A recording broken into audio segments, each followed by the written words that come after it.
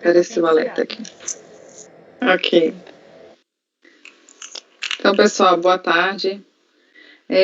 Nós vamos dar início à nossa sessão de julgamento do dia. Na verdade, a gente vai antecipar, né? A gente está com processos. A gente já venceu a pauta de hoje à tarde, já está toda completa. E, no caso, a gente vai antecipar a sessão de julgamento de amanhã de manhã, do dia 10 de junho de 2021, às 9 horas da manhã. O procedimento é esse, né, Fabiana? Só para confirmar. Sim, presidente. Tá, então eu estou antecipando a sessão de julgamento. Nós estamos no dia 9 de junho de 2021, mas em função de termos já esgotado os processos da pauta de 9 de junho de 2021 do período da tarde, nós vamos dar início abrindo a nossa sessão de julgamento do dia 10 de junho de 2021, do período da manhã, antecipando-a para o dia 9 de junho de 2021. Da primeira turma, da terceira Câmara da segunda sessão do CAF, presentes os conselheiros João Maurício Vital, Wesley Rocha, Paulo César Macedo Pessoa, Fernanda Melo Leal, Letícia Lacerda de Castro, Mônica Renata Melo Ferreira Estou, Maurício Dauri Tim do Vale e Sheila Aires Cartacho Gomes, que votarão nessa sequência. Lembrando que a doutora Mônica está substituindo uma vaga do nosso colegiado e permanecerá conosco durante toda a sessão de julgamento. Bom, dando início aos processos do dia 10 de junho, do período da manhã, nós vamos iniciar com o item da pauta de número 73, Romilda Maria Coelho Gontijo, de minha relatoria esse processo. Então, abrindo o processo da Romilda, é um processo que é de depósito bancário de origem não comprovada, referente ao ano calendário 2002. A interessada apresentou impugnação de folhas 442 e 465, instruída pelos elementos de folhas 466834, julgada parcialmente procedente pela DRJ, que excluiu da base de cálculo créditos decorrentes de cheques posteriormente estornados, conforme a planilha que está anexa a seguir.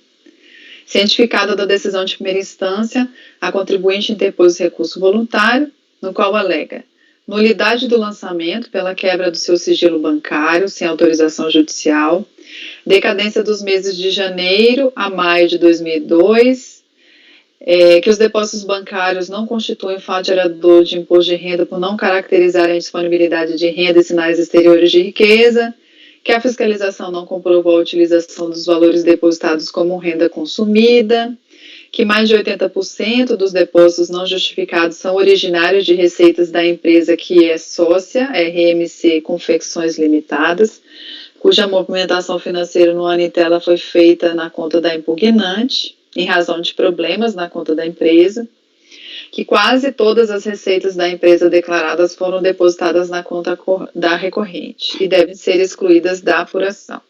Aqui, basicamente, foram meras alegações, tá? O recurso é tempestivo e atende aos requisitos de admissibilidade, assim, dele toma o conhecimento. Em relação à decadência, a contribuinte entende que os fatos geradores ocorrem mensalmente, né? Então, ele pede a decadência de janeiro a maio de 2002, e aí eu aplico a súmula CAF número 38, e aplicando-se a súmula CAF número 38, considerando que o sujeito passivo tomou ciência em 14/6/2007, né? E que os fatos geradores se referem ao ano calendário 2002, não há que se falar em decadência por quaisquer das regras decadenciais do CTN, tanto 1731 quanto 150. Tem microfone ligado. Em relação à questão da quebra do sigilo bancário, eu invoco a súmula CAF 35, o RE 601/314 do STF, e rejeito a preliminar. Em relação ao mérito, ela questiona basicamente aquela questão dos sinais exteriores de riqueza, presunção, todos já de bastante conhecimento aqui do colegiado, então eu cito o artigo 42, a súmula CARF 26, 32, e entro em relação aos fatos em si. Então, de acordo com a descrição dos fatos de folha 6, durante o procedimento fiscal, a recorrente não apresentou quaisquer documentos para justificar a origem dos depósitos. Ela apresenta, em sede de recurso, sustenta que mais de 80% dos depósitos seriam originários de receitas da empresa que ela é sócia, que é essa RMC Confecções. Para lastrear sua alegação, ele junta a impugnação. O único documento que junta para provar essa questão é essa cópia da declaração simplificada da pessoa jurídica da empresa que ela é sócia. É o único documento que ela anexa para provar que esses depósitos seriam referentes à conta bancária, teriam sendo depositados na conta dela. Então, eu não tenho como acolher, porque essa declaração, ela não prova, né, de forma individualizada, não tenho como fazer um liame de datas e valores com esse único documento que ela apresenta. Então, eu nego o provimento ao recurso em função disso. Então, ante ao exposto, eu rejeito a preliminar, afasto a decadência e nego o provimento ao recurso. Esse é o meu voto. Alguém tem algum questionamento? Então, vou colocar em votação. Doutor João, como vota? Doutor Wesley?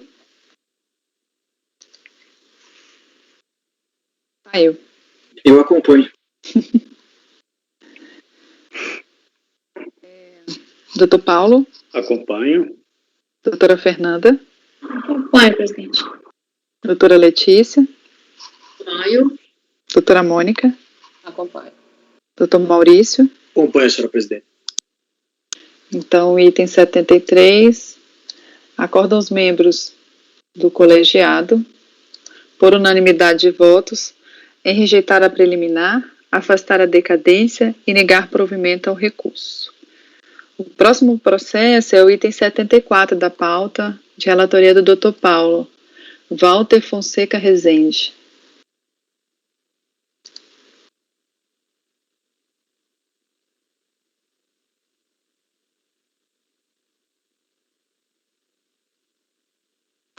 Tá mudo, doutor Paulo. Obrigado, Fernanda. O lançamento refere-se a depósito bancário de origem não comprovada, crédito tributário total da ordem de R$1.800.000 e frações. Regularmente intimado, o interessado deixou de comprovar a origem dos créditos que constituíram a infração. Decisão recorrida julgou improcedente a impugnação ao lançamento, manejado recurso voluntário que alega que a conta bancária número tal, agência tal, era conjunta e não houve intimação da cotitular. Aduz que os créditos decorrem da atividade de leiloeiro, questionando o critério da decisão de piso para rejeitar as justificativas por não ter sido comprovado o repasse dos valores a terceiros proprietários dos bens leiloados. Questiona a presunção legal, argue violação do sigilo bancário em ofensa a preceito constitucional. Requer o sobrestamento do processo para que se aguarde decisão no RE número tal.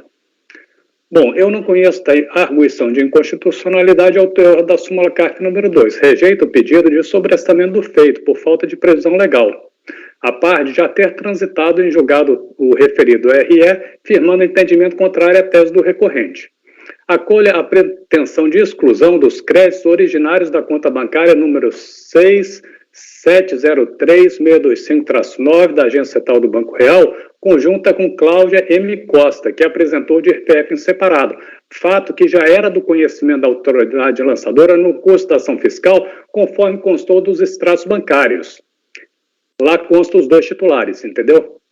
Em que pese tal tese ter sido deduzida apenas em sede de recurso voluntário, por entender que a súmula CARF número 29, editada após a apresentação da impugnação, autoriza o conhecimento dessa matéria. Quanto às demais contas, não conheço dos documentos juntados com o recurso voluntário, desprovidos de ateste ao teor do artigo tal do PAF. Afirma a validade da presunção legal fundada no artigo 48 da 9430.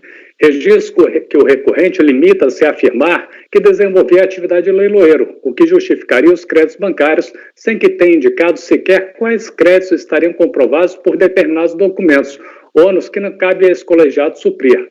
Tampouco comprovou ter efetuado repasse de valores aos proprietários dos bens leiloados conforme acertadamente consignado na decisão recorrida, de modo a caracterizar efetivamente a natureza dos créditos bancários, sem o que não se reputa comprovada a origem. Então, voto por conhecer parcialmente o recurso, não conhecendo a arguição de inconstitucionalidade, na parte conhecida da parcial provimento para excluir do cômputo da infração de omissão de rendimentos os créditos bancários verificados na conta de poupança número tal que soma 2.614.000 frações, por falta de intimação da corte titular. Isso é a maior parte do lançamento, entendeu? É essa conta de poupança. É como eu voto.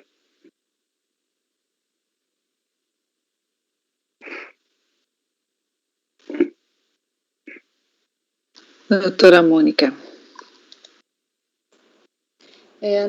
Só para confirmar, doutor Paulo, essa alegação da cotitularidade não foi trazida na impugnação, não foi analisada pela DRJ. Só veio no recurso voluntário. Aí o senhor está conhecendo e acolhendo. Ok. Isso.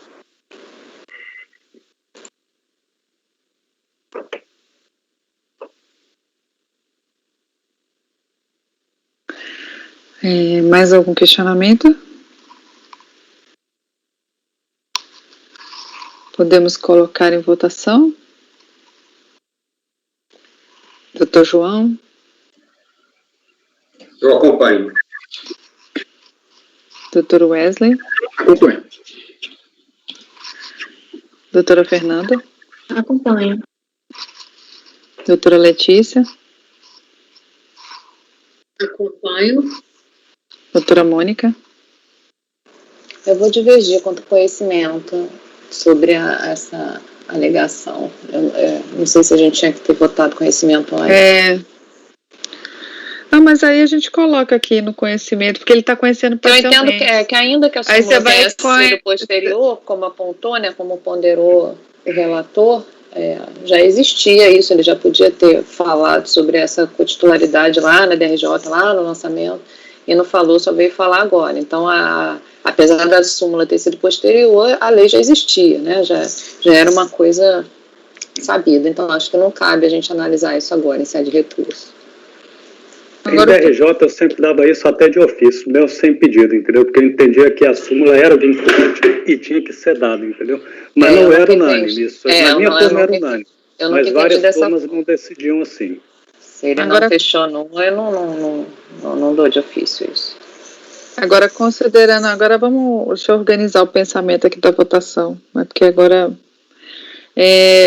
o Paulo ele está dando parcial provimento para excluir com base na súmula. E aí, em relação ao conhecimento? Por maioria, e a Mônica votou por conhecer em menor extensão para não conhecer da... Aí no mérito, ela restando vencida, ela vai ter que manifestar o entendimento dela em relação ao mérito. Certo? Tem que registrar a divergência dela só no conhecimento, se for só no conhecimento. Aí o mérito, se ela restar vencida no conhecimento, ela terá que votar no mérito. Superar o conhecimento. Isso. Ela pode entender que pelo fato de não ter sido conhecido não foi contestado e negar provimento ao recurso, né? Existe a possibilidade dela entender dessa forma, né? Ou se vencida no conhecimento, que parece que será o caso, ela está vencida, não se discute o conhecimento. Torna-se conhecida a matéria. O voto derrotado dela. Aí ela pronuncia quanto ao mérito, já admitindo o conhecimento, porque se ela foi vencida no conhecimento, ela não pode, com base no desconhecimento dela, deixar de julgar o mérito. Sim. Se a matéria é conhecida pelo colegiado e ela é vencida, ou o conselheiro é vencido, ele passa a apreciar o mérito superado a questão do conhecimento. É como se ele próprio tivesse conhecido aquela questão que não haveria de conhecer. Tá. Mas, bom... É isso, sim. É estranho isso, né? Mas tem que pronunciar. Justamente o que a Maria Helena falou lá no negócio, que a gente não pode deixar de registrar o mérito. É a mesma coisa da diligência. Eu vou divergir porque eu voto. A questão não é essa. A questão é que se isso não foi analisado na primeira instância, deveria voltar. Mas como voltar uma coisa que não foi alegada lá na impugnação? Então não cabe voltar, tem que analisar aqui. Então uma situação um pouco diferente, uma situação meio estrúxula, né? Enfim, essa conta, deixa então eu voltar aqui, só para esclarecer. Essa conta, isso já tinha sido evidenciado durante a ação fiscal, que essa conta era conjunta? A fiscalização pelos extratos bancários, entendeu? Nos extratos bancários tem a conta, tem o nome dos dois. É isso que eu estou me pegando para entender que estava caracterizado que era conjunta desde lá, entendeu? Porque não há intimação da fiscalização, porque geralmente tem, né? O fiscal pergunta, quais são as contas que são conjuntas, ele pergunta isso. Isso tem nos autos? Essa intimação? Certificar, viu? Porque isso para mim é importante, essa manifestação do contribuinte lá durante a ação. Certamente não tem, mas eu preciso te responder isso com um grau maior de certeza. Só um minutinho.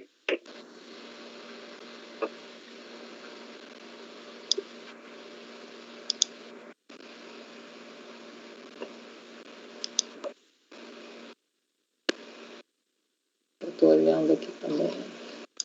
Sim.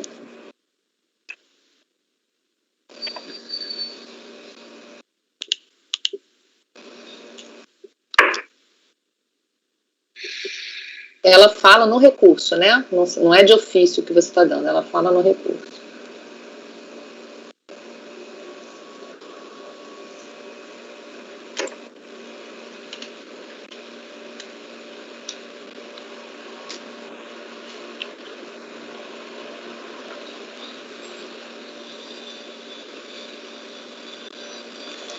O contribuinte só fala isso no recurso, isso é certo.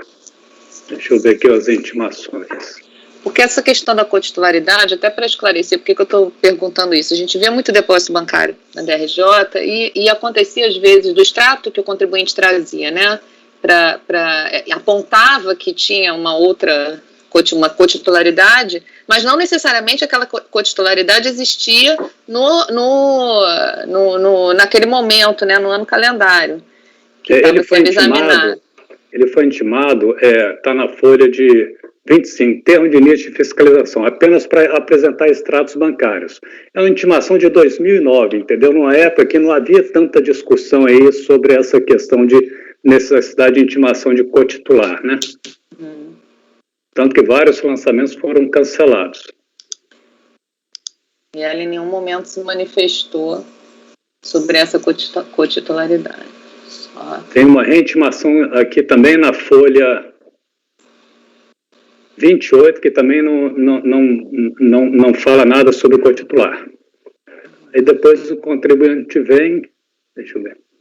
Porque o que acontecia é que às vezes a fiscalização, né, perguntava isso para a instituição ou pedia para o contribuinte apresentar durante a ação fiscal uma comprovação de que naquela época dos fatos geradores, na época dos depósitos, havia essa cotitularidade, não somente naquele momento que estava sendo fiscalizada a conta, né? Então, eu não sei se isso está comprovado nos autos. Como ela está trazendo agora essa alegação, isso não foi analisado por ninguém.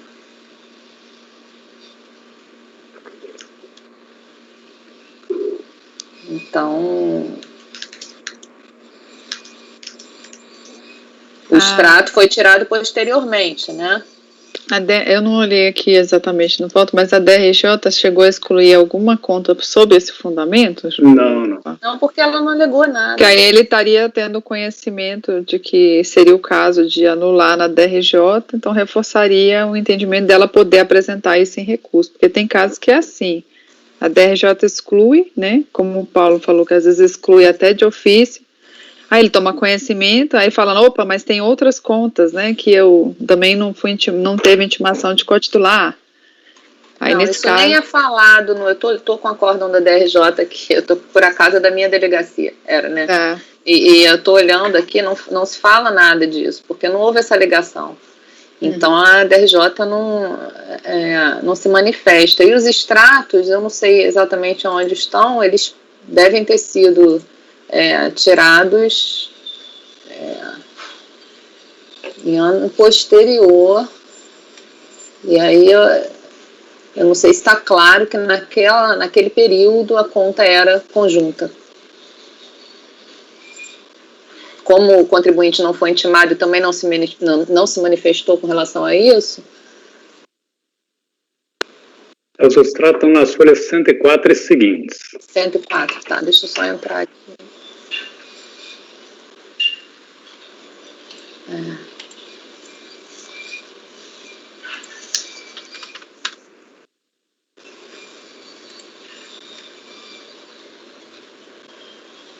Presidente, se a senhora achar melhor, eu peço vistas de mesa.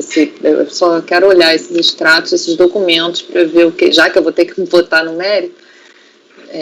Mônica, o único fundamento que eu tenho para entender que é conta conjunta são esses extratos, entendeu? Não tem nenhum outro documento que eu me fundamente para isso. Que está escrito Walter e Cláudia, Cláudia.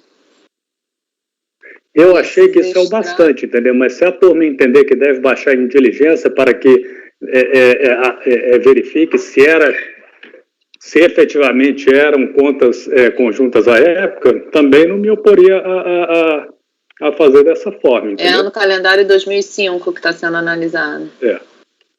E o auto de infração foi em 2009. Esses extratos foram apresentados em 2009, né? Que foi a data da intimação.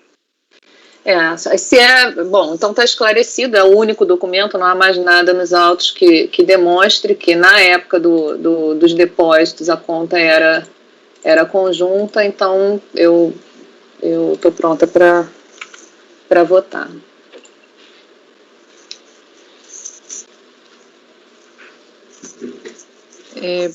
Paulo, qual é a folha dos extratos?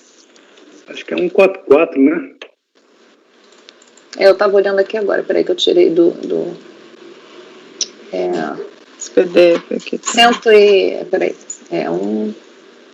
Aqui, ó, a partir da... 118 já tem, antes até, mas... No PDF você tem qual o númerozinho lá em cima? Então, lá de cima do PDF. Achei, tá. Porque é o primeiro volume. Mas tá bem na cara aqui, né? Eu ou Cláudia, né? Ainda tem o nome dela. Sim, naquele momento em que houve o fornecimento do extrato, sim. Mas isso não indica que naquele ano de 2005, não? Não. Porque às vezes há períodos, eu já vi isso na DRJ, estou falando porque eu já vi várias vezes, a conta em determinado período tem uma cotitularidade, em outro período tem outra ou não tem nenhuma. E isso acontece. Tanto que quando, geralmente a fiscalização, por isso que eu perguntei se há intimação, geralmente a fiscalização ela intima o contribuinte a apresentar o extrato e pergunta quais contas são conjuntas, né? E aí o contribuinte diz.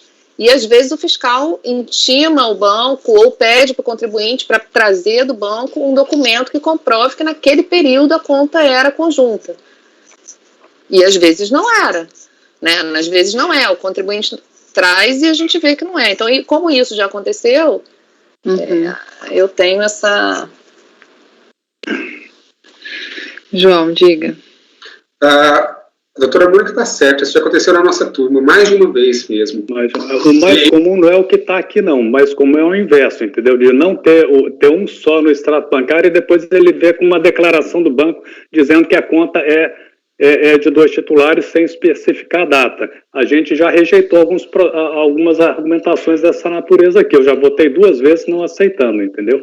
Sim, o que eu estou dizendo é que já aconteceu sim, doutor Paulo, de a gente encontrar informação de titularidade conjunta num extrato e na verdade, quando dos depósitos aquela conta não ser conjunta.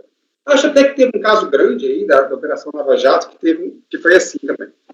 Entretanto, eu acho que essa prova, a gente tem que julgar como tem nos autos. Essa prova, ela não tem como a gente presumir que ela poderia não ser conjunta quando dos depósitos, se o fiscal não colocou essa informação. Mas lembro que isso só está sendo trazido agora. A gente está aceitando uma alegação. A gente está aceitando uma alegação que só foi trazida no recurso, tá? Então, por isso que eu estou falando. Eu estou sendo mais Porque se isso já tivesse sido falado, analisado pela DRJ, ok, a gente poderia até ter uma... Mas a gente está analisando isso pela primeira vez, então o contribuinte está trazendo isso pela primeira vez. Então, eu não entendo que, então a gente tem que julgar, mas isso tem nos autos... Os bancários estão aí desde o início da ação fiscal, entendeu? O fiscal não falou nada, como o João apontou aqui. O fiscal não desqualificou essa condição de serem contas calculadas, entendeu? É isso mesmo. Foram os extratos apresentados pro fiscal, quer dizer, ele estava com os extratos na mão. Ele que poderia ter falado, não, peraí, essa conta é conjunta mesmo? Também acho. Ele poderia ter confirmado. Faltou ele provar, porque o contribuinte apresentou um extrato que diz que a conta é conjunta. Se ele, de posse desse extrato, não acontece essa informação, e não traz uma prova em contrário nos autos, acho que não nos cabe produzir uma prova em contrário agora. Bom, eu achava que eu não cabia nem conhecer esse argumento, então eu já estou... Então eu já pararia antes, eu nem conhecia esse argumento. Então, já que eu sou forçada a conhecer porque eu fui vencida, eu exijo uma comprovação melhor. Sim, a senhora pode votar sim, não há problema nenhum. Estou dizendo, eu concordo com a discussão do conhecimento, se deveríamos ou não conhecer, essa é outra discussão. Agora, superada essa discussão, digamos que a gente se conheça, não tem como agora a gente pedir que se faça uma prova que deveria ter sido feita, ao meu ver, lá pela acusação fiscal. Porque isso foi submetido a ele. Ele que deveria contestar a titularidade conjunta da conta. Se ele não fez isso, agora já precluiu. Assim como preclui para o contribuinte, também preclui para a autoridade fiscal. Pensa só, se a gente produz essa prova de que não era aquele tempo, que não era conjunto. Vamos imaginar por hipótese. Não, produzir o quê? Pedir essa prova? Eu não sugiro isso, não, mas eu não, em nenhum momento vou votar dessa forma, não. Eu acho que se eu fui vencida no conhecimento, estou tendo que votar no mérito, então eu vou votar com o que tem nos autos. O que tem nos autos não me convence. Eu acho que está insuficiente. Mas eu não acho que tenha que mandar em diligência e pedir, até porque eu nem conheceria dessa alegação. Estou sendo forçada a conhecer porque eu fui vencida. Eu nem conheceria. Então, a minha lógica é essa. Eu estava pensando que a senhora pretendia que se checasse se ao tempo do depósito era conjunto ou não. De jeito nenhum. Eu já nem conheceria dessa alegação. Estou conhecendo porque vou ser vencida provavelmente, então eu acho que tem que votar com o que está nos autos, e o que está nos autos não me convence. Eu não consigo formar uma convicção de que naquele período que está sendo analisado havia uma conta conjunta. Eu sei no momento do extrato, que foi impresso esse extrato, mas não no momento que teve essa conta conjunta. No momento que os depósitos foram efetuados, desculpa. Então vamos voltar à votação pelo conhecimento? Então, em relação ao conhecimento, doutor João, o doutor Paulo está conhecendo parcialmente do recurso, não conhecendo da arguição de constitucionalidade e está conhecendo da alegação em relação à ausência de intimação de cotitular da conta bancária. Doutor Paulo, mas essa questão veio no recurso ou reconhecimento de ofício, a aplicação da sua? Veio no recurso. Eu acompanho o relator. Então, doutor Wesley, no conhecimento.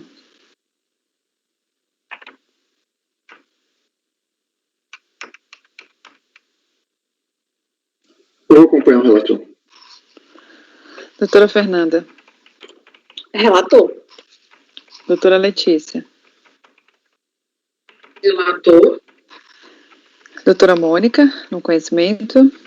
Eu conheço menor extensão, né? Não conheço da alegação. Também, você não conhece também da alegação para mim está preclusa. Ausência de intimação de cotitular em face da preclusão. Doutor Maurício. Acompanho o relator, senhora presidente. Eu acompanho o relator. Em relação ao mérito, o relator votou por dar parcial provimento ao recurso, né, para excluir do cômputo da infração de omissão de rendimentos os créditos bancários verificados na conta de poupança 67036259, que somam R$ 2.617.709, por falta de intimação do cotitular. Doutor João. Acompanho. Doutor Wesley. Acompanho. Doutora Fernanda. Acompanho o relator. Doutora Letícia. Acompanho. Doutora Mônica. Eu abro divergência, nego provimento por todos os motivos já expostos aqui. Entendo que a documentação dos autos não comprova que, de maneira inequívoca, que a conta era conjunta na época dos fatos dos depósitos. Ok, doutor Maurício. Eu acompanho o relator, senhor presidente. Eu acompanho o relator. Então vai ficar: acordam os membros do colegiado, por maioria de votos, em conhecer parcialmente do recurso, não conhecendo da arguição de inconstitucionalidade e, na parte conhecida, dar-lhe parcial provimento, para excluir do cômputo da infração de omissão de rendimentos os créditos bancários verificados na conta de poupança 6.703.625, dígito 9, que somam R$ 2.614.709 por falta de intimação do cotitular. Vencida a conselheira Mônica Renata Melo Ferreira Estou, que votou por não conhecer da alegação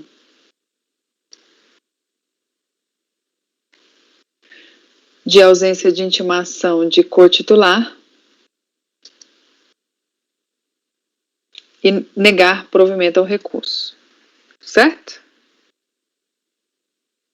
Certo, doutora Mônica? Certo. Então, tá. Próximo processo é o item 75, Sade Jassamara, que é um processo da minha relatoria. Deixa eu pegar aqui. Se meu Word abrir.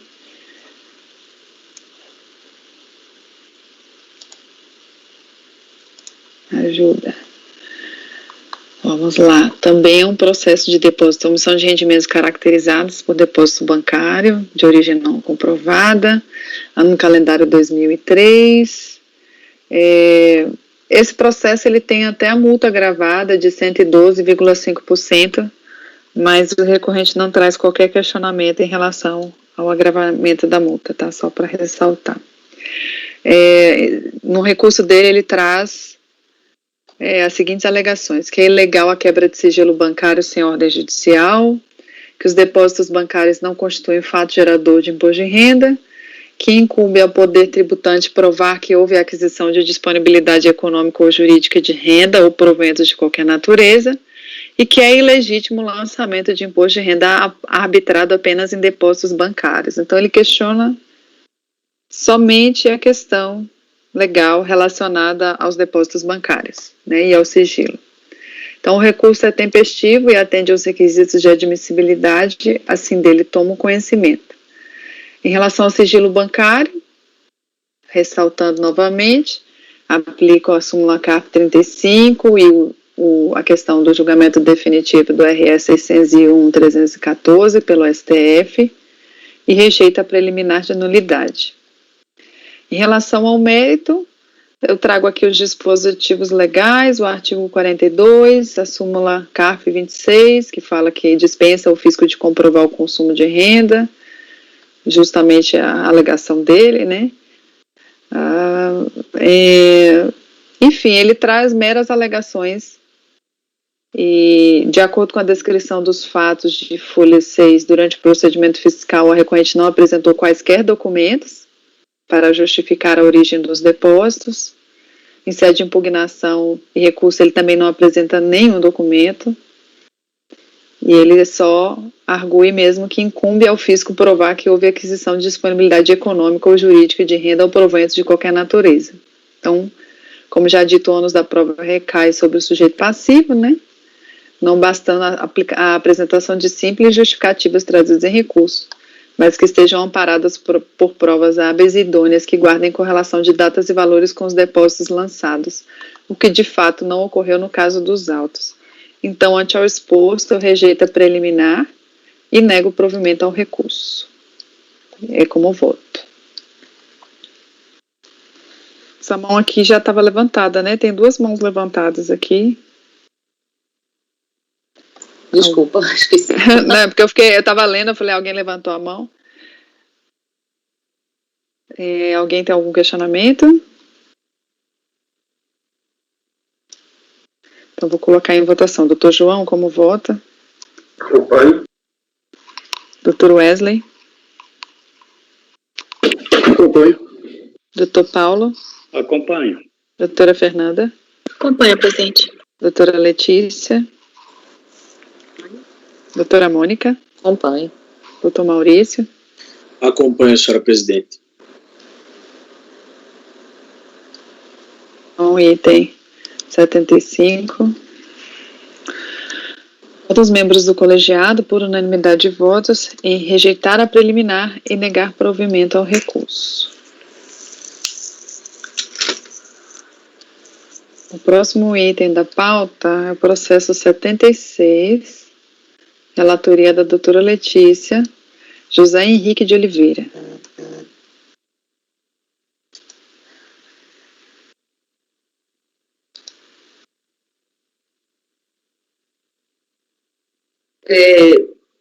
Eu procedi a uma rápida leitura do voto feito já há algum tempo. Confesso que estou tendente até a alterar o último fundamento desse meu voto. Aí, no curso da minha leitura, eu explano o motivo pelo qual eu estou tendente a alterar o finalzinho dele. Então, eu peço desculpa por não ter feito essa eventual alteração a tempo. Mas nós vamos tratar aqui de depósitos bancários de origem não comprovada. Nós estamos diante de um procedimento fiscal, como é corriqueiro, né, assim, muito detalhado. O recorrente aqui, ele mostra, desde o início do procedimento administrativo, um movimento muito forte na vida financeira dele, de agiotas, de pegar empréstimo, e trabalhar muito com agiota nesse período aí da autuação.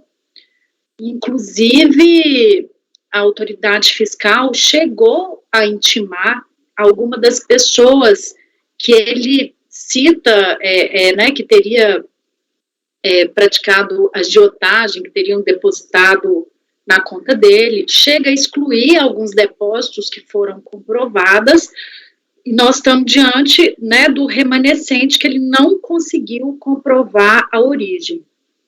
E o recurso, eu já me comprometo depois a tirar essas fotos do processo, eu coloquei aqui o que ele sustentou no recurso, porque foi exatamente isso que ele sustentou. Foi só essa página de recurso. Houve sim colaboração para que vários agiotas fossem identificados e fiscalizados pela Receita, mas nada aconteceu. Se é que foram intimados, mentiram, alegando que nunca realizaram empréstimos. Aí ele fala que o fato é de impossível comprovação. Foi anexado na impugnação extratos do Tribunal de Justiça de várias ações de execução dele, só o andamento processual, não capa a capa dos processos. E uma relação dos nomes das execuções contra ele, que totaliza mais de 2 milhões, e também ele juntou na impugnação notas fiscais de entrada referente à receita da atividade rural, juntadas à impugnação acima citada, que teve como principal objetivo comprovar os depósitos bancários realizados, conforme solicitado pela Receita Federal. E aí, mais uma vez, ele ratifica essa questão dele de ser agiotagem e essa questão dessas notas fiscais. A impugnação, então, assim, eu citei o artigo 42, toda a teoria, todos os requisitos necessários, porque, efetivamente, ele não comprovou a origem individualizada dos depósitos. Quanto aí, eu vou direto aqui para a página 5, para tratar especificamente dessa alegação de que ele teria juntado nota fiscal na impugnação, que prova a receita da atividade rural. E a DRJ, de fato, ela identificou, e eu também fui até esses documentos, e realmente as notas fiscais que estão indicadas, todas correspondem exatamente, até, assim, nos valores praticamente exatos, às vezes não a centavos, a alguns depósitos. Então, por exemplo, eu tenho uma nota fiscal do dia 14 de maio de 2008, de 73.250, e o depósito também correspondente. Só que aí veio a DRJ e falou o seguinte, tendo em vista que esses valores foram identificados à origem, eu vou te tributar, então, de acordo com os rendimentos de uma atividade rural, arbitrado em 20%, com fundamento no parágrafo do artigo 5º da Lei 8.023. Aí, o meu voto, primeiro, e assim, eu tenho muita humildade intelectual, acadêmica, e também eu tenho muito cuidado nos recortes do processo administrativo.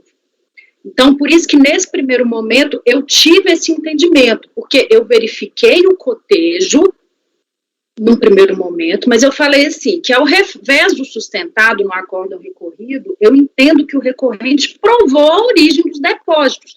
Aí eu colacionei aqui o auto de infração, que realmente é do artigo 42. Desde já registro meu entendimento de que, ao insistir na ocorrência da prova da origem dos depósitos relacionadas às notas fiscais, o recorrente refutou o entendimento do acórdão recorrido, autorizando-me a adentrar na incorreção do comando ali materializado, ao menos em minha esfera de cognição. É que, uma vez provada a origem pormenorizada dos depósitos, eu entendo que esses devem ser excluídos da base de cálculo do imposto. O que eu quis dizer? Que não teria legitimidade da DRJ em fazer o lançamento adequado, que é o adequado. E que, aí eu vou colocando aqui, ora, o lançamento tributário enquanto procedimento ou ato administrativo, aquela discussão acadêmica, não foi estruturado com qualquer fundamento legal que legitime a tributação dos rendimentos da atividade rural. Não há motivação nem motivo para esse lançamento, feita ao meu modo de entender, de forma reflexa no acórdão recorrido. Eu entendi que a DRJ lançou um tributo.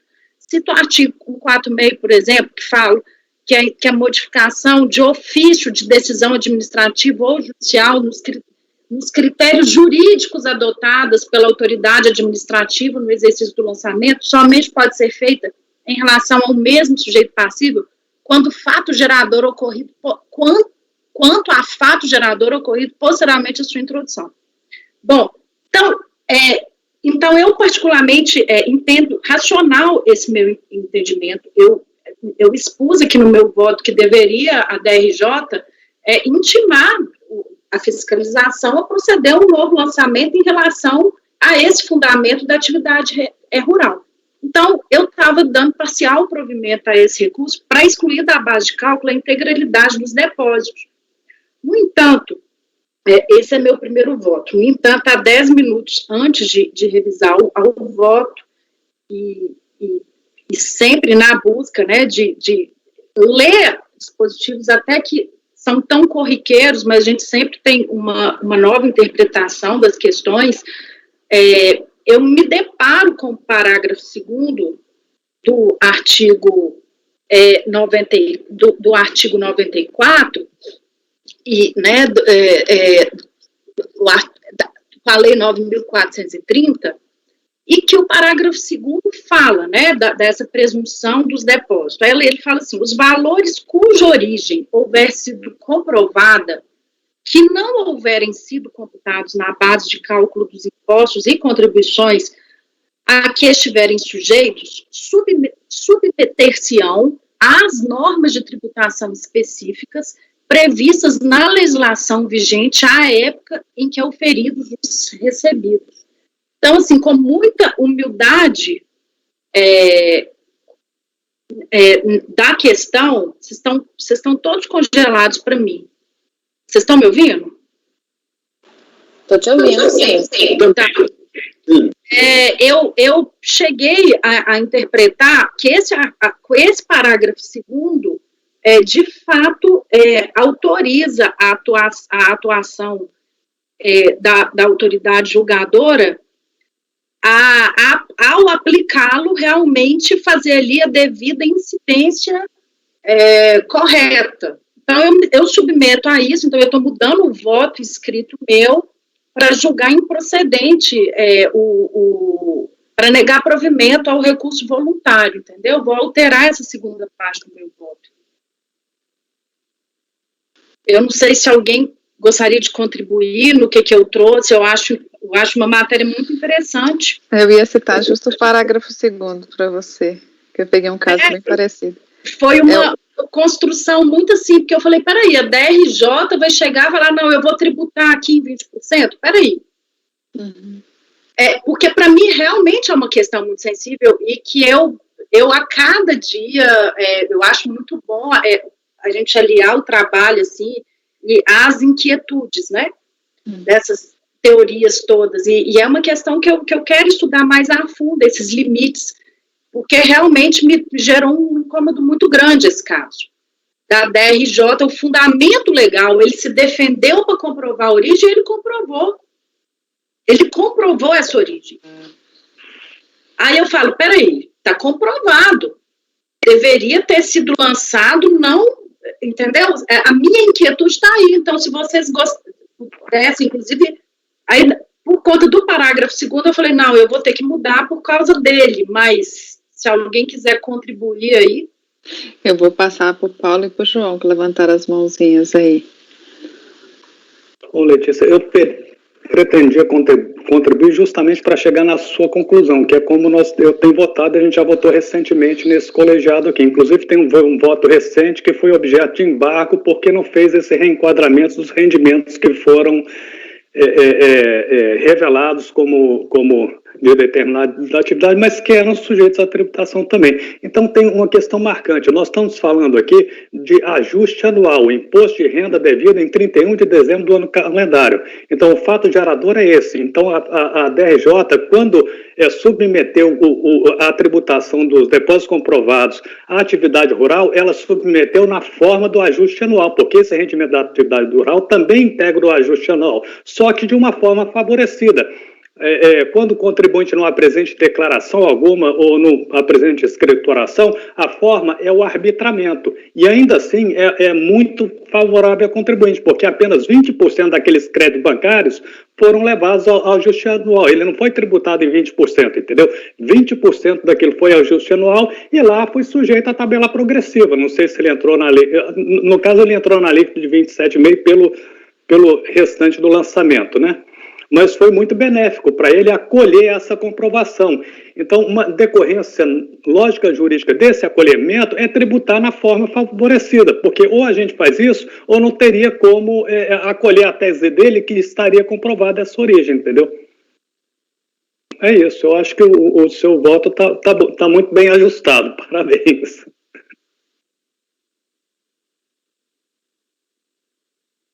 Doutor João. Bom, o Paulo falou que eu ia falar muito bem, só queria chamar a atenção que eu já recebi, também acho que a doutora Sheila deve ter recebido, vários embargos da PGFN sobre essa matéria, porque a questão a presunção de omissão de receita significa dizer que um fato gerador aconteceu e esse fato gerador não foi devidamente informado pelo contribuinte nos termos legais. Isso é o conceito de omissão de receita. E que a lei autoriza a presumir. Agora, o fato gerador aconteceu e ele mesmo admite, embora tenha sido na modalidade de produtor rural lá, que tem a tributação diferenciada. Mas então aconteceu o fato gerador. Essa é a exclusiva razão do parágrafo 2º do artigo 42. Ora, se houve a omissão de receita, está comprovado, mas está justificado o depósito, então que se tribute essa omissão na forma devida. Nesse caso, é uma forma beneficiada. Poderia até não ser.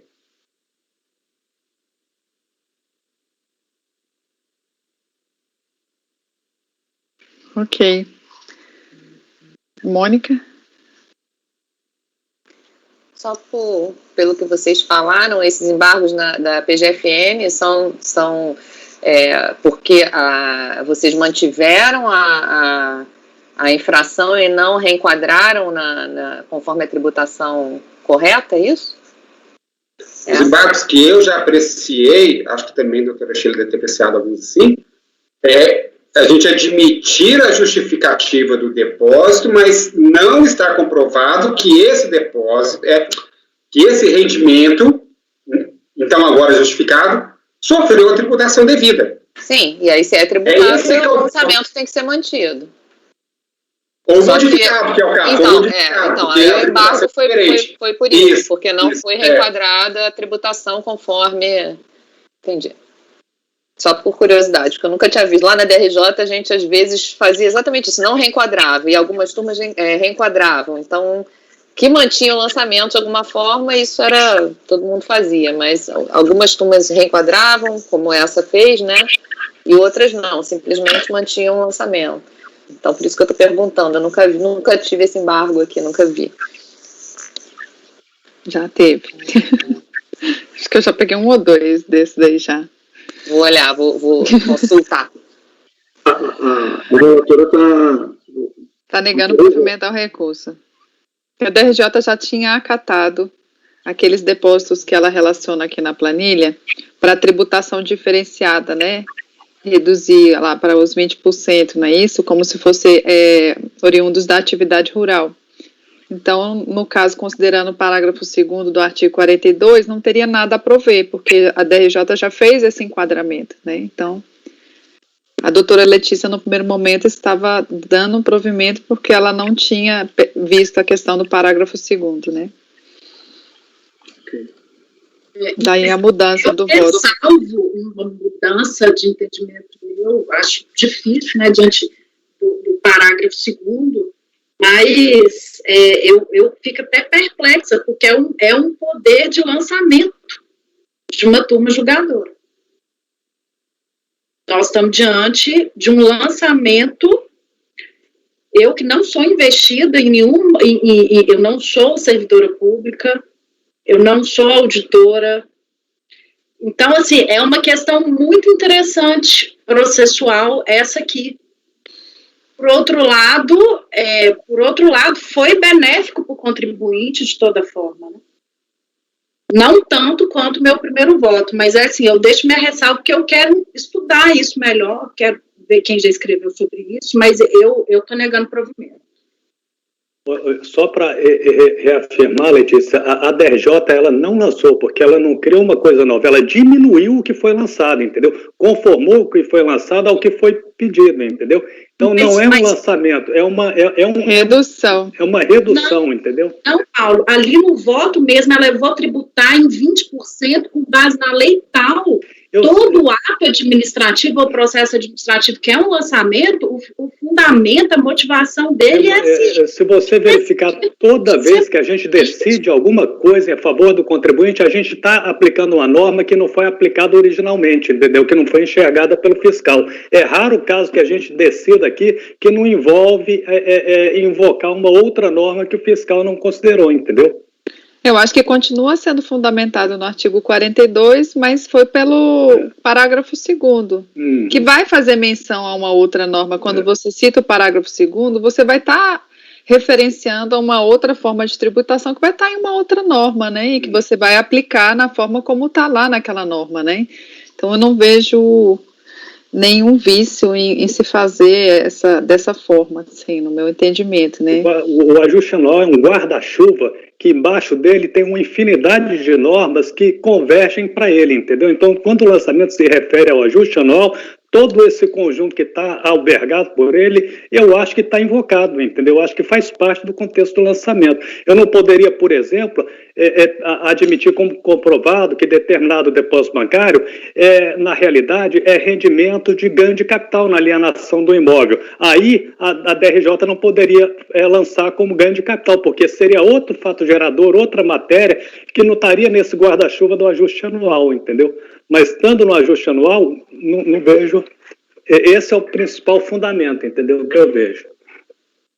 Doutor João. É só para destacar, doutor Letícia, que não há um novo lançamento de forma alguma.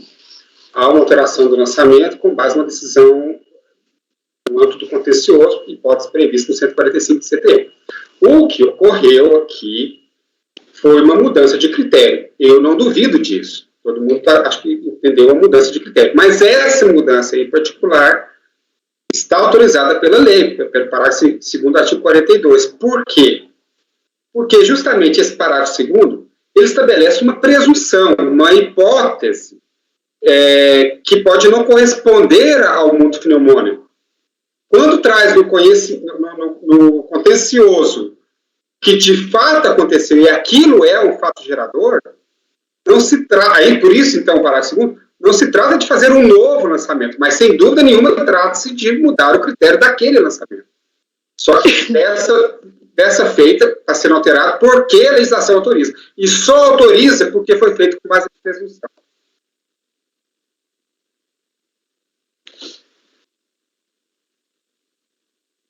Nossa, tinha sumido minha barra aqui. Podemos colocar em votação, então? Doutor João? Parabéns pelo voto e eu acompanho. Doutor E um detalhe, eu não vejo humildade da senhora nesse voto, eu vejo muita sabedoria. Doutor Wesley?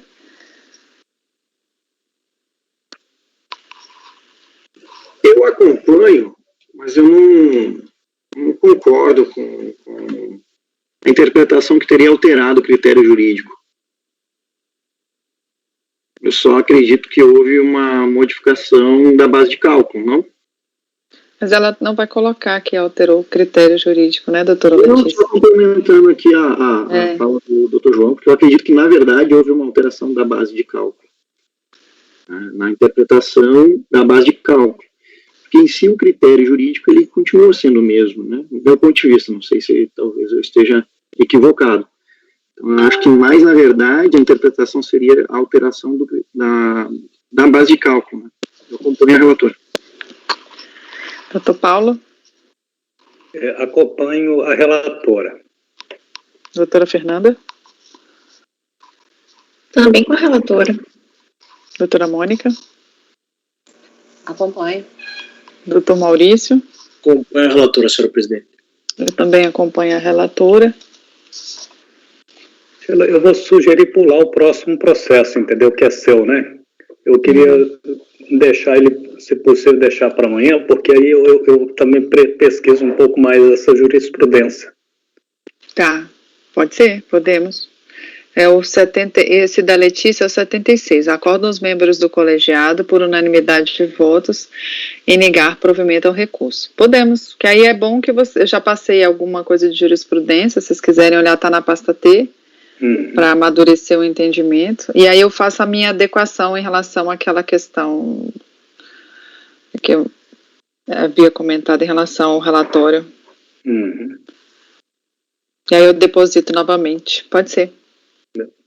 Eu vou destacar ele aqui para ele retornar amanhã.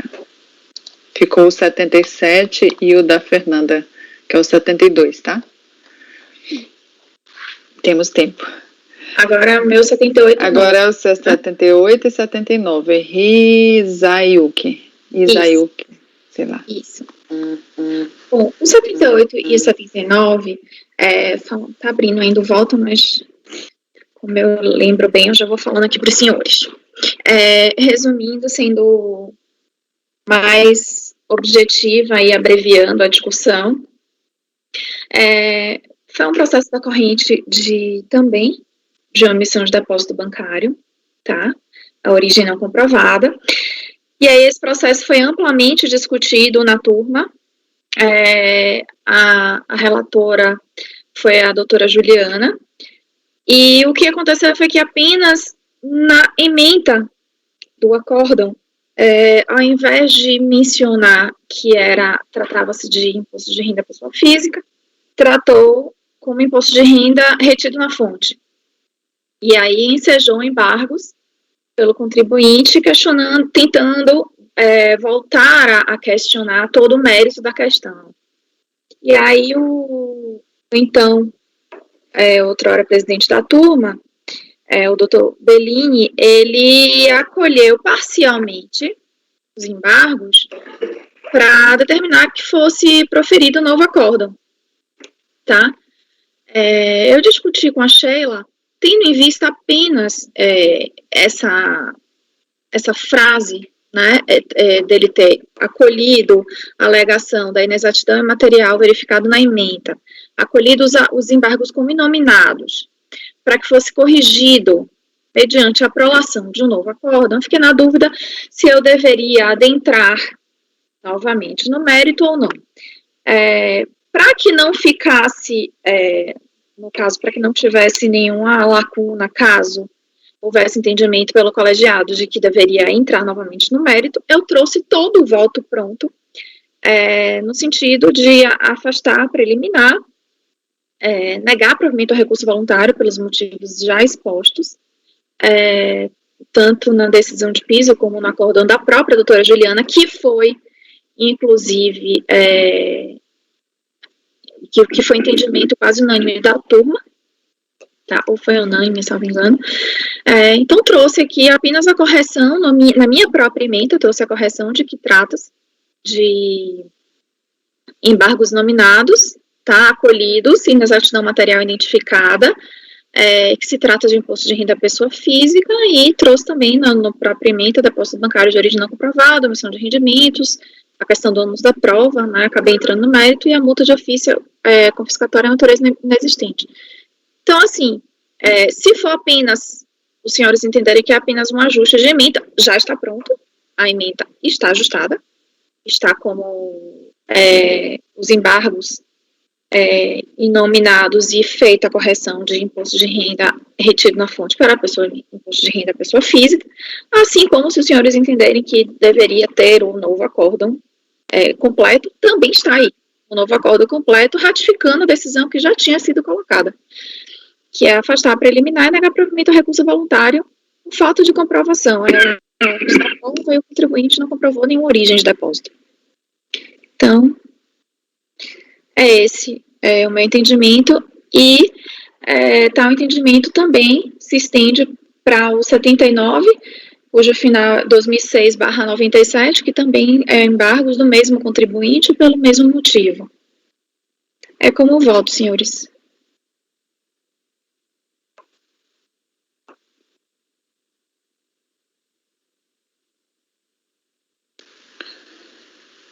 Ok. Paulo, você levantou a mão ou já estava levantado? Não, já estava. Tá. Não, é porque aqui, nesse caso, houve um vício material só na indicação do tributo, né?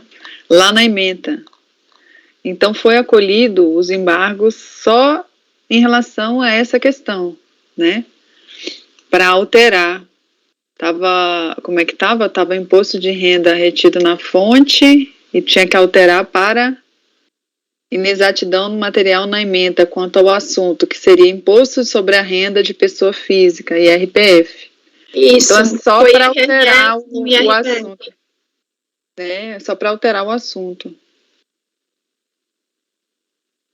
Se for isso, está alterado também. E aí ele coloca, diante do exposto, acolho a alegação do item A, inexatidão material, verificada na ementa do acordo como embargos inominados, para que o lapso referente ao assunto seja corrigido mediante a prolação de um novo acordo, conforme determina o artigo 66. Então, é um embargo inominado só para corrigir na ementa o tributo. Eu não entendo que tenha necessidade, que não é o caso de enfrentar novamente, que é somente reratificar o acordo anterior para alterar na ementa o assunto, né, para imposto de renda pessoa física.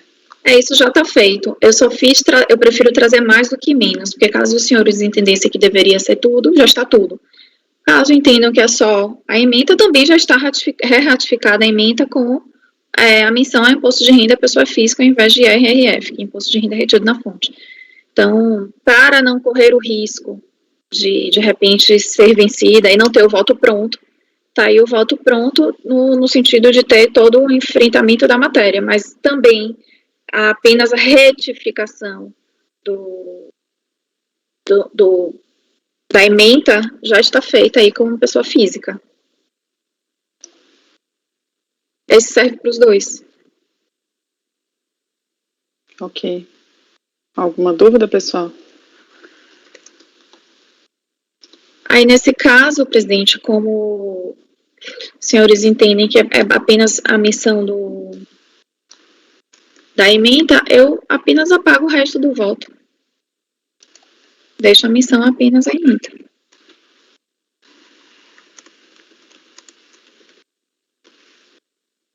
Ok. Ninguém tem algum questionamento? Doutor João? Eu li o despacho de admissibilidade dos embargos. Não ficou muito clara qual foi a matéria devolvida, que é apenas corrigir o assunto da ementa. E como ela está corrigindo e colocando o assunto correto, eu acompanho. Apenas quanto a isso, corrigir o assunto da ementa. Ok. Doutor Wesley? Acompanho, presidente. Doutor Paulo?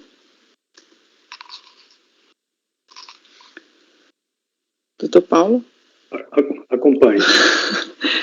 Doutora Letícia? Não saiu. Acompanho. Doutora Mônica? Acompanho. Doutor Maurício? Acompanho, senhora presidente.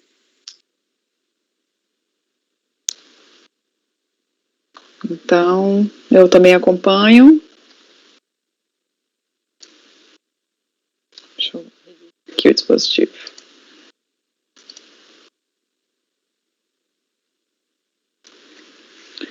Acordam os membros do colegiado, por unanimidade de votos, em acolher os embargos, sem efeitos infringentes, para sanando o vício apontado, re-ratificar o acórdão 2301-005-373, de 3/7/2018,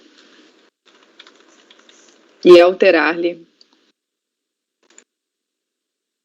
para alterar o assunto da ementa, para imposto sobre a renda de pessoa física e IRPF.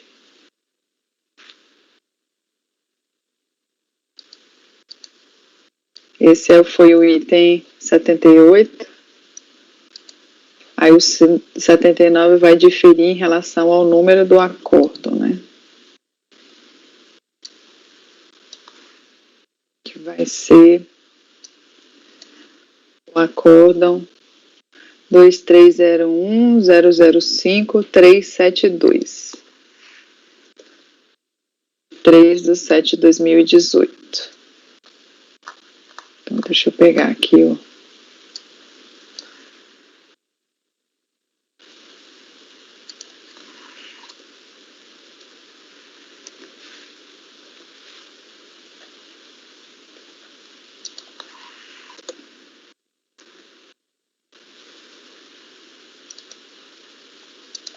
Então, item 79, acorda os membros do colegiado, por unanimidade de votos, em acolher os embargos, sem efeitos infringentes, para sanando o vício apontado, e ratificar o acórdão 2301-005-372, de 3/7/2018, e alterar-lhe o assunto da ementa para imposto sobre a renda de pessoa física e IRPF.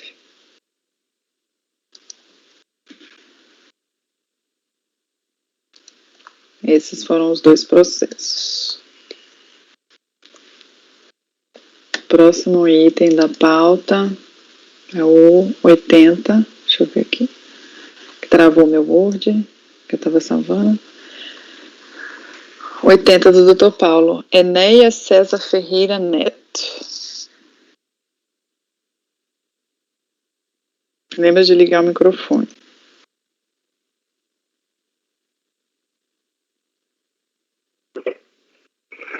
Ok, nós temos também depósito bancário, original comprovada, crédito tributário da ordem de 1.600.000 e frações.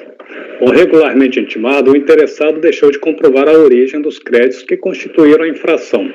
Decisão recorrida julgou improcedente a impugnação ao lançamento. Manejado o recurso voluntário, o contribuinte requer, em sede preliminar, argue nulidade do lançamento por violação do sigilo bancário por ofensa a preceito constitucional. Cita a jurisprudência pertinente à matéria, argue nulidade da decisão recorrida por negar a produção da prova pericial, argue violação da Lei 11.45707, que estabelece prazo razoável de duração do processo administrativo federal, com fundamento na emenda constitucional 45, o que caracteriza a perempção, a comprometer o direito da fazenda em prosseguir na cobrança do crédito tributário. Questiona a presunção legal de omissão de rendimentos fundada na Lei 9.430, por entender que depósito não constitui renda. Discorre sobre o seu conceito, reputa impossível a tributação lastreada em presunção, especialmente quando denegado o suposto direito de produção de prova pericial. Assevera que as pessoas físicas não são obrigadas a manter escrituração contábil, o que afastaria a exigência de comprovação de cada centavo da movimentação financeira. Argui nulidade por falta de arbitramento do suposto rendimento, na forma do artigo 846 do RIR. No mérito, reitera as justificativas específicas e genéricas para os créditos bancários cuja origem foi reputada não comprovada, deixando de apresentar quaisquer documentos além daqueles que já constavam dos autos. Reputa confiscatória a multa no patamar de 75%, violando vetores constitucionais. Ao voto. Bom, não conheço da arguição de inconstitucionalidade ao teor da súmula CAC número 2. Rejeita a preliminar de nulidade da decisão de piso que negou o pedido de perícia, a cujos fundamentos adiro, posto que foi fundamentada e acertada, vez que o ano de provar a origem dos créditos bancários é do recorrente, não do fisco. Rejeita a preliminar de nulidade do lançamento por não ter sido procedido o arbitramento do rendimento na forma do artigo 846 do então vigente RIR 99, por não se aplicar aos lançamentos fundamentados na presunção legal do artigo 42 da 9.430. Rejeita a preliminar de nulidade por violação da Lei 11.457, de 2007, por excesso de prazo no julgamento, por entender tratar-se de prazo impróprio, que não tem a pretendida consequência, mormente quando não se aplica ao PAF a prescrição intercorrente. Afirma a validade da presunção legal de omissão de rendimentos fundada no artigo 42 da Lei 9.430, que prescinde da comprovação do acréscimo patrimonial do sujeito passivo. Adota as razões de decidir da decisão recorrida para manter a exigência em relação aos créditos bancários objeto de justificativas específicas por insuficiência de provas. Então, eu voto por conhecer parcialmente do recurso, não conhecendo das arguições de inconstitucionalidade, na parte conhecida, rejeitar as preliminares e negar-lhe provimento. É como eu voto.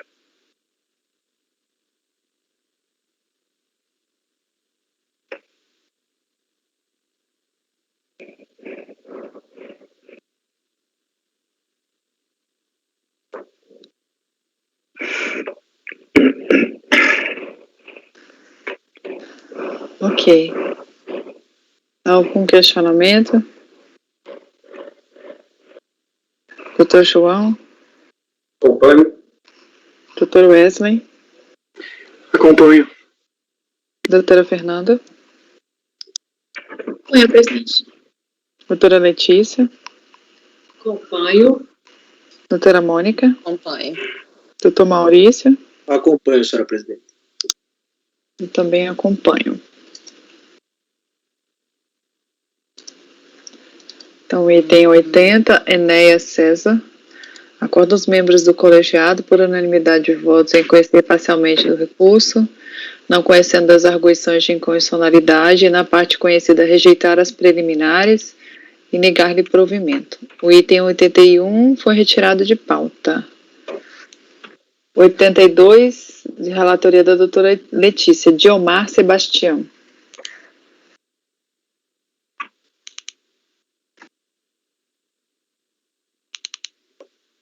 Diomar, o lançamento dele é omissão de rendimentos por depósitos bancários de origem não comprovada, omissão de rendimento de resgate de previdência privada e omissão de rendimentos do trabalho sem vínculo empregatício.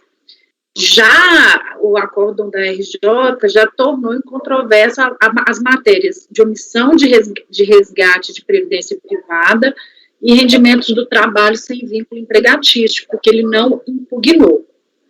Bom, em síntese, o recurso voluntário dele alega de forma genérica que ele tem uma pessoa jurídica, que o objeto é a compra e venda de veículos usados, que movimenta a conta pessoal, né, e existe uma confusão aí patrimonial, que nem sempre a data da emissão da nota fiscal correspondente da venda de um veículo se dá no mesmo dia do pagamento da venda, refuta a presunção, que deveria o acórdão falar sobre razões de inidoneidade ou imprestabilidade dos documentos que foram apresentados. Quando a exigência do acórdão recorrido aos livros fiscais da empresa, essa não procede, eis que não se pode questionar questões tributárias da pessoa jurídica em procedimento fiscal da pessoa física. Bom, entra no voto que eu conheci da matéria, né, relativo aos depósitos apenas. Eu cito o artigo 42, essa teoria fala dos requisitos, da necessidade de ser individualizada a prova. No presente caso, a narrativa do recorrente é no sentido de que movimentava as contas, né, da sua pessoa jurídica. Eu adiro integralmente ao acordo recorrido. Ele não provou de forma individualizada, não se ouviu da dificuldade da produção dessa prova, mas, como sustentado no recurso, a pessoa física é distinta da pessoa jurídica, sendo que, havendo essa confusão, entre aspas, financeira, de certa forma, o recorrente assume, em tese, o ônus advindo das repercussões jurídicas. Deixa eu melhorar esse português aqui. Então, por isso, acertado o acórdão recorrido ao mencionar a exibição dos livros contábeis da empresa, não como uma obrigatoriedade, no meu modo de interpretar a questão, mas como uma possibilidade racional de construção da prova necessária ao afastamento do lançamento. Portanto, não há nenhuma narrativa demarcada tendente à comprovação da origem de cada depósito de forma individualizada, então eu nego o provimento ao recurso.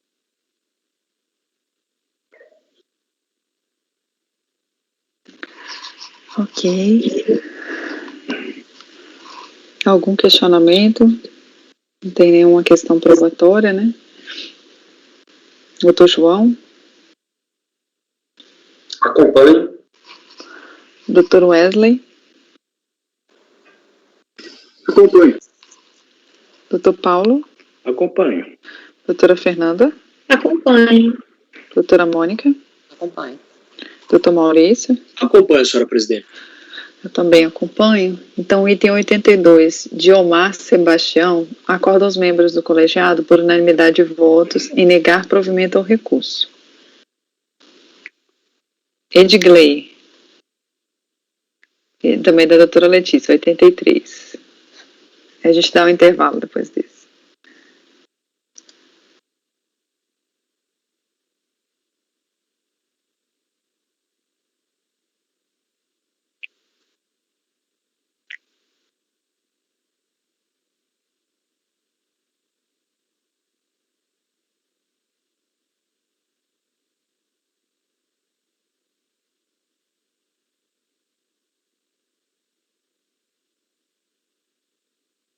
Agora eu consegui, porque eu estava congelado e não conseguia abrir aqui o ícone do meu fonte.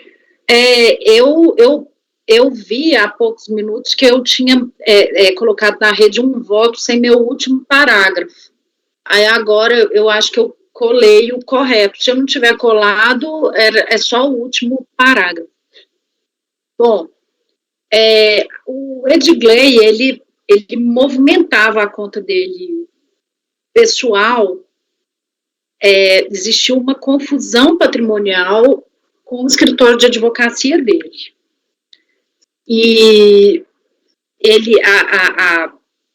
a fiscalização já havia reconhecido a origem de muitos depósitos, e ele é uma parte, um contribuinte que se esforçou muito para a produção dessa prova. Embora todos nós aqui dessa turma sejamos sensíveis a essa questão e até da dificuldade, né, de uma prova de cada depósito.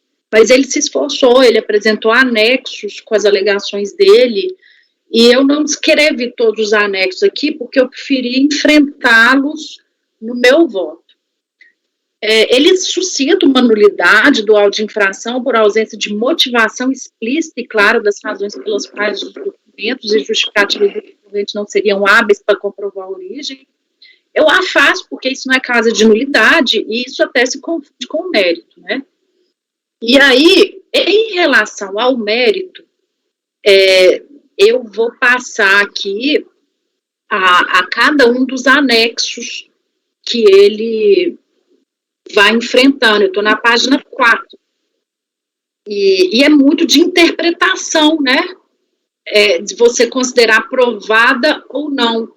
E é muito complicada, às vezes, porque você não tem um marco, assim, seguro. Realmente é uma interpretação do que se considera ou não.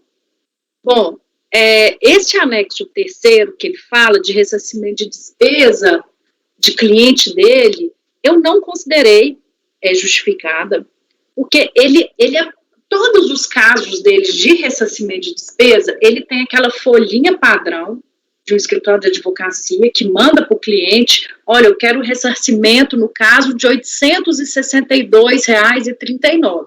E ele tem essa folhinha e manda para o cliente. Só que o cliente, no caso, depositou R$ 531,79. Então, diante dessa disparidade de valor, eu não reconheci a origem desse depósito de 531. Eu segui a DRJ. Bom, o anexo 4, ele fala que esses depósitos são decorrentes do pagamento de parcela de um crédito pertencente a terceiro, que é a AS Distribuidora de Combustíveis Limitada, que é cliente dele. Os comprovantes estão as folhas 348 a 368. Eu mantive essa numeração, que está tanto na DRJ quanto no recurso dele, embora para mim sempre fosse 5 páginas a mais, eu não sei por quê, mas eu preferi manter com unicidade aí das peças ao longo do processo. Bom, o que é isso? Foi ajuizada ações judiciais, ele junta esse processo judicial da AS Distribuidora contra essa... que é a cliente dele, e aí foi firmado nos autos da ação judicial um termo de confissão de dívida pelos devedores Maria Magnólia MR, representada pela pessoa física, enfim. E nesse termo de confissão de dívida, homologado pelo juiz, eu não lembro, me recordo se foi homologado ou não, mas eu acredito que sim, as folhas estão aí, fala que os depósitos vão ser, vão para a conta dele pessoal, tá? Aí ele vem e fala assim, esclarece ainda que os devedores não respeitaram as datas estipuladas para o pagamento das parcelas discriminadas no instrumento de confissão, nem o banco indicado para o recebimento de tais parcelas. Aí ele discriminou o seguinte, que especificamente no momento que eu estava elaborando o recurso e vendo melhorar agora os documentos, talvez eu possa mudar meu posicionamento, mas aqui, assim o recorrente passa a indicar em seu recurso a discriminação desses depósitos, sendo o primeiro de folha 55, feito em 2/3/2007, no valor de 13 mil, liberado em 5 de março de 2007, relacionado à primeira parcela desse acordo, de folhas 358. E o segundo depósito de folhas 63, realizado em 11 de 6 de 2007, no valor de 13 mil, relacionado à 7ª parcela. Eu entendi que esse valor de 13 mil reais, não vi identificação no movimentação financeira, mas eu entendo pela identidade, pela proximidade e identidade do valor 13 mil, eu considerei justificado esses 2 depósitos de 13 mil reais. Em relação ao anexo 8, a DRJ, só para pontuar, a DRJ considerou muito anexo já, tá? Muito anexo, assim, quando passa do 3 que eu estou para o 8, é porque ela chegou a considerar outros. Eu não considerei esses comprovantes de despesas desse cliente deles por causa dos valores, né? Ele cobrou 965 e teve reembolso de depósito 425. Então, eu não considerei. O anexo 11, eu também não considerei dessas despesas da Elo Distribuidora. O valor do depósito é de R$ 992,70 e ele cobrou 1.032,05. Então, assim, se fosse 1.030, mas foi um critério que eu adotei, né, foi essa proximidade bem próxima do valor, foi um critério, foi uma régua que eu adotei, então eu não considerei. Esse anexo 17 refere-se às despesas tidas pelo recorrente passíveis de reembolso pela empresa Federal Distribuidora de Petróleo, comprovantes de folhas 514 a 524, depósitos no Bradesco.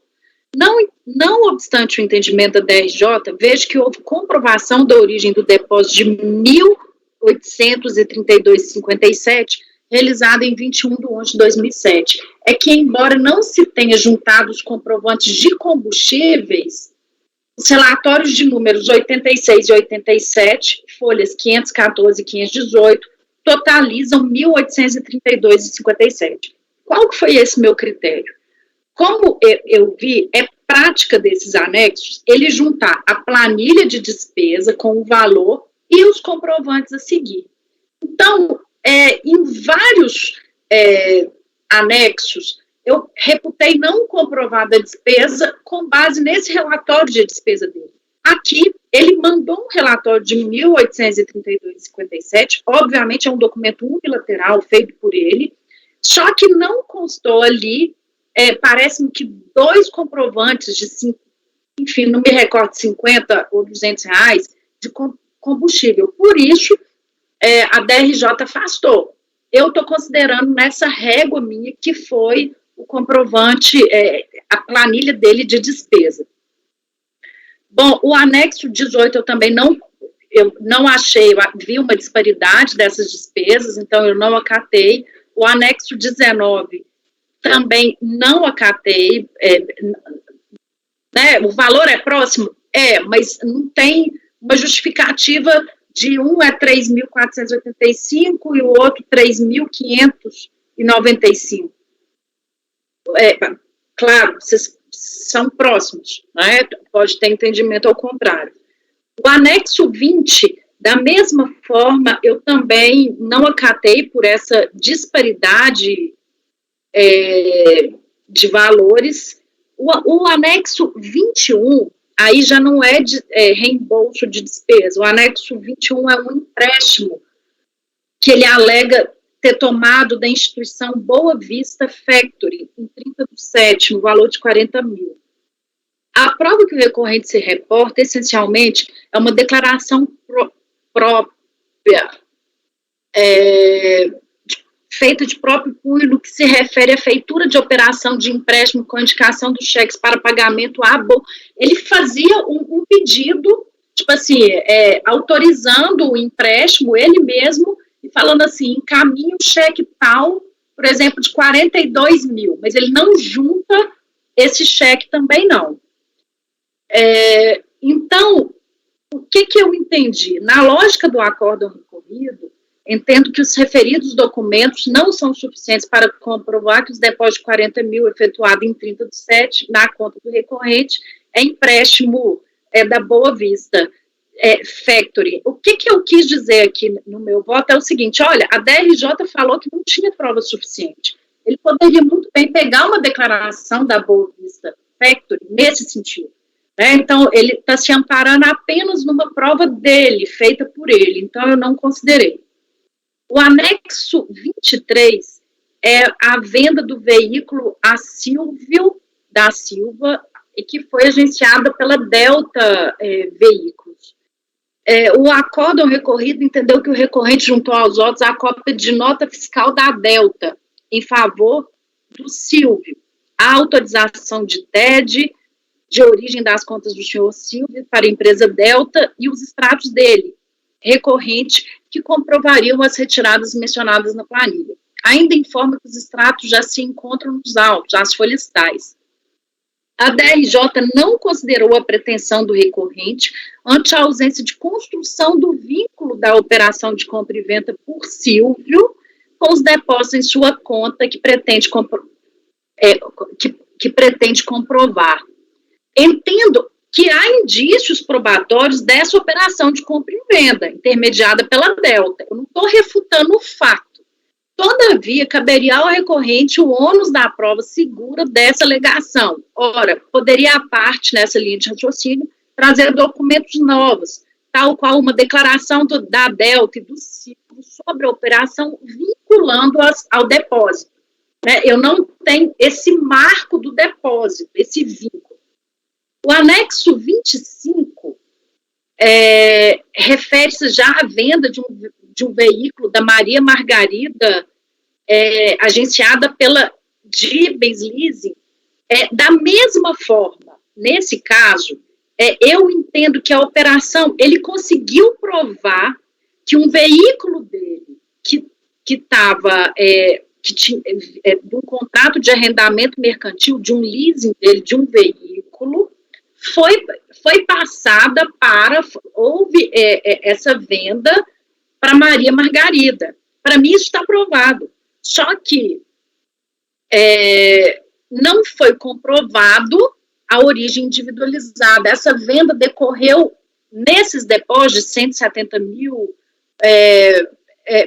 Isso ele não provou, ele não juntou esse documento da origem do depósito individualizado. Então, aqui eu até transcrevi o acórdão recorrido. Realmente eu me convenci que o fato foi provado, mas não o link dos depósitos. Esse anexo 26 é a mesma lógica dessa Boa Vista Factory, que ele faz uma autorização lá da operação, né, tudo certinho, fala que está enviando o cheque referente ao valor, só que não tem mais nada, eu tenho só isso. Eu não tenho a prova do depósito. O anexo 27 são depósitos, ele fala que a cônjuge dele fez depósito de 20 e 50 mil. Aí ele fala que a Higina, a esposa, fez um empréstimo no banco dela, o que ele deveria saldar ali, ele estava no negativo no cheque especial, e que aí ela fez 2 saques, via esse empréstimo que ela fez, ele até mostra esse empréstimo, não todo o procedimento e tal, mas ele produz uma prova, assim, desse empréstimo da Higina no banco dela, só que eu não tenho a prova de que ela tirou 20, 50, para mim é indiferente se ela tirou dela, né, mas ela depositando e qual a natureza mesmo, então, essa prova individualizada ele não fez. Né? E é o último. Então, eu conheci do recurso, não conheci das alegações de inconstitucionalidade, no mérito eu dei parcial provimento para excluir da base de cálculo do imposto os 2 depósitos de 13 mil reais, que é daquela termo de confissão de dívida, né, que os pontos frágeis são, que foi depositado inclusive numa conta que não era para ser depositado pelo termo de reconhecimento de dívida, mas eu entendi justificado esses 2 de 13 mil, e também essa despesa de 1.832,57, com base naquela planilha dele de despesa. Eu excluí essas questões só. Se alguém quiser tirar de vista para ver esses documentos e depois a gente votar, eu até agradeceria, né, porque foi uma análise só minha dos documentos.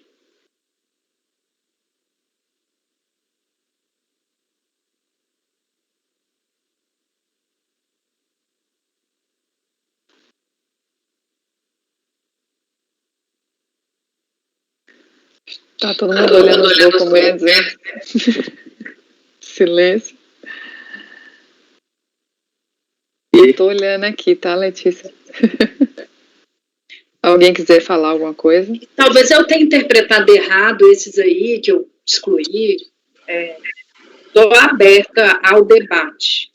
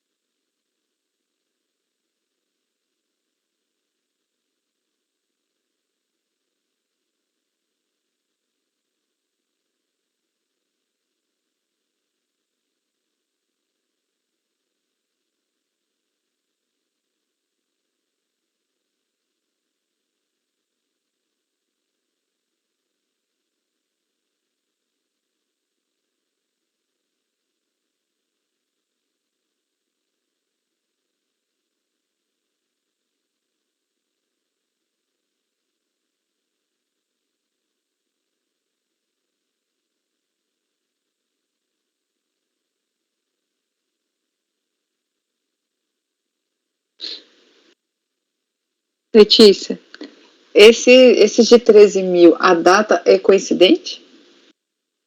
Que ele coloca aqui nessa planilha, né?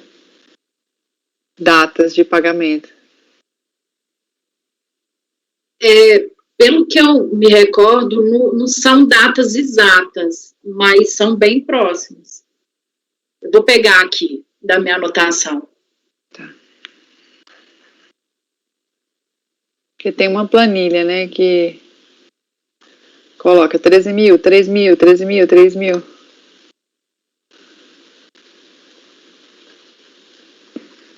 Na folha 358 do e-processo. 151 do PDF aqui.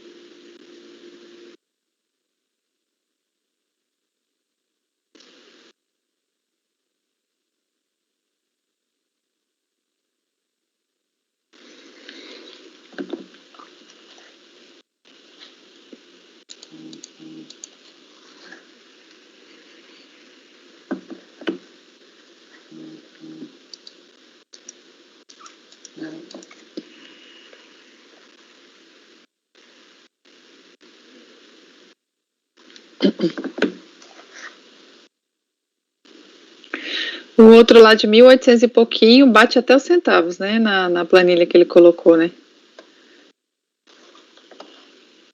Ok. Alguém tem algum questionamento?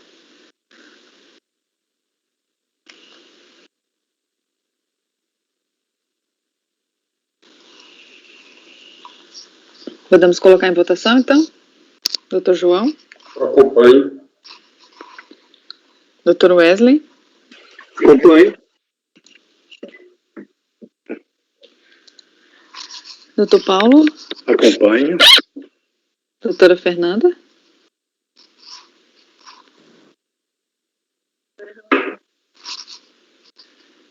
Não saiu. De novo, não? Saiu baixinho. Acompanha a relatora. Ok. Doutora Mônica? Acompanho. Doutor Maurício? Acompanho, senhora presidente. Eu também acompanho. Acordo aos membros do colegiado, por unanimidade de votos, em conhecer parcialmente do recurso, não conhecendo as alegações de constitucionalidade, na parte conhecida, dar-lhe parcial provimento, para excluir da base de cálculo do imposto 2 depósitos de 13 mil cada, realizados em 12/3/2007, liberado em 5/3/2007 e em 11/6/2007, e de 1.832,57, realizado em 21/11/2007. Aí acho que a gente pode dar um intervalo, eu vou interromper a gravação.